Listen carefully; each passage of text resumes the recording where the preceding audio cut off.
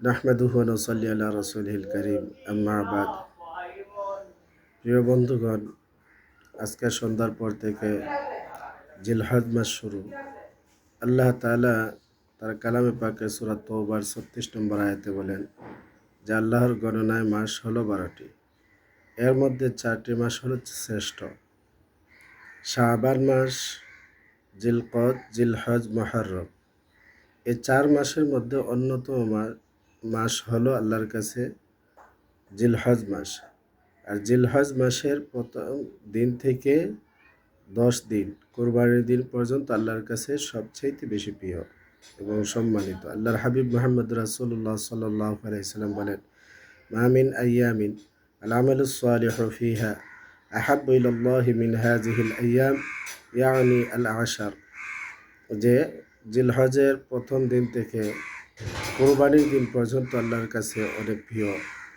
এই আমলগুলো আল্লাহ তাআলার কাছে বড় প্রিয়।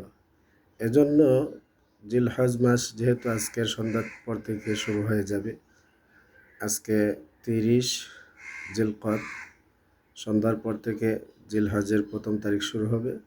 এজন্য বেশি বেশি করে আমরা তাসবিহ তাহলিল এগুলা বেশি বেশি করে পড়ব। আল্লাহর হাবিব মুহাম্মদুর রাসূলুল্লাহ সাল্লাল্লাহু আলাইহি ওয়াসাল্লাম বলেন, আকসিরু ফিহিন্না মিনাত তাকবীর ওয়াত তাহমিদ ওয়াত তাহলিল।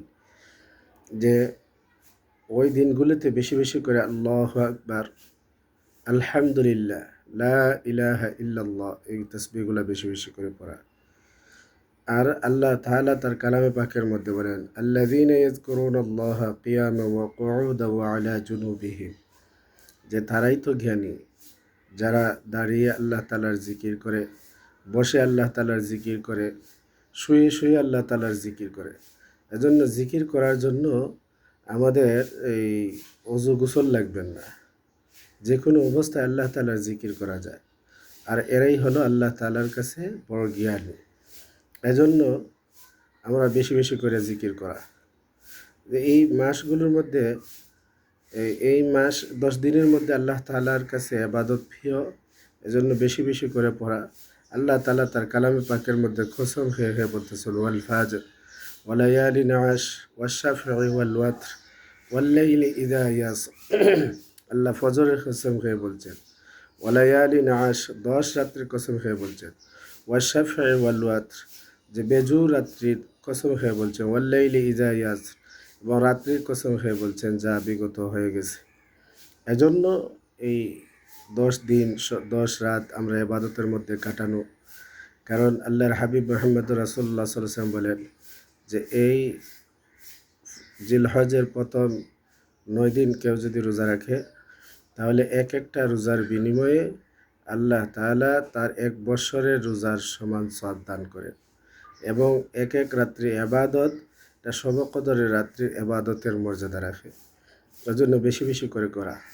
এরপর আল্লাহর হাবিব মুহাম্মদুর রাসূলুল্লাহ সাল্লাল্লাহু আলাইহি ওয়াসাল্লাম বলেন যে 9 জিলহজ আরাফার রোজা যেটা, এটা যদি কেউ রাখে, আল্লাহর হাবিব মুহাম্মদুর রাসূলুল্লাহ বলেন বিগত 1 বছর এবং সামনে 1 বছরের গুনাহ আল্লাহ তাআলা মাফ করে দেন।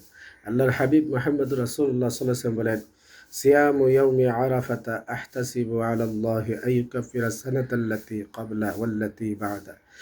যে আরাফার দিনের রোজা রাখলে তো আল্লাহ তাআলা বিগত 1 বছরের গুনাহ এবং সামনের 1 বছরের গুনাহ আল্লাহ তাআলা মাফ করে দেন। হাদিসের মধ্যে আসছে, আল্লাহর হাবিব মুহাম্মদুর রাসূলুল্লাহ সাল্লাল্লাহু আলাইহি ওয়াসাল্লাম জীবনে কখনো 4টি কাজ ছাড়তেন না। এর মধ্যে একটি কাজ হলো সিয়াম আশুরা, যে আশুরার রোজা ছাড়তেন না, ওয়াল আশর, এবং জিলহজের প্রথম 10 দিনের এই ইবাদত রেগুলার করতেন। 3 নম্বর ওয়াসালাসাতা আইয়ামি মিন কুল্লি শাহর, এবং প্রতি মাসে 3টে রোজা আইয়ামে বীজের রোজা রাখতেন। এবং ওয়ারাকাতাইনি ক্বাবলাল গাদা, যে প্রত্যেক দিন ফজরের আগে 2 রাকাত সুন্নত এগুলা কখনো ছাড়তেন না। যেন আল্লাহর হাবিব মুহাম্মদুর রাসূলুল্লাহ যেভাবে আমল করেছেন, আমরাও যেন এভাবে আমল করতে পারি। সবাইকে আল্লাহ যেন তৌফিক দান করে। এই মাসে আরেকটা ইবাদত হইল, আজকে সন্ধ্যার পর থেকে জিলহজের চাঁদ দেখার পর থেকে নকশল না কাটা। আল্লাহর হাবিব মুহাম্মদুর রাসূলুল্লাহ নকশল কাটতেন না, সাহাবায়ে কেরামও কাটতেন না যারা কুরবানি দিতেন। যারা কুরবানি দিতেন তারা এই কুরবানির পরে নকশল কাটতেন। এজন্য আমরাও এই সাদৃশ্য গ্রহণ করব। যারা হাজি সাহেব এই মুহূর্তে হজে আছেন, এহরামে কাপড় পরার পর থেকে তারা এই নকশল কাটা তাদের জন্য হারাম।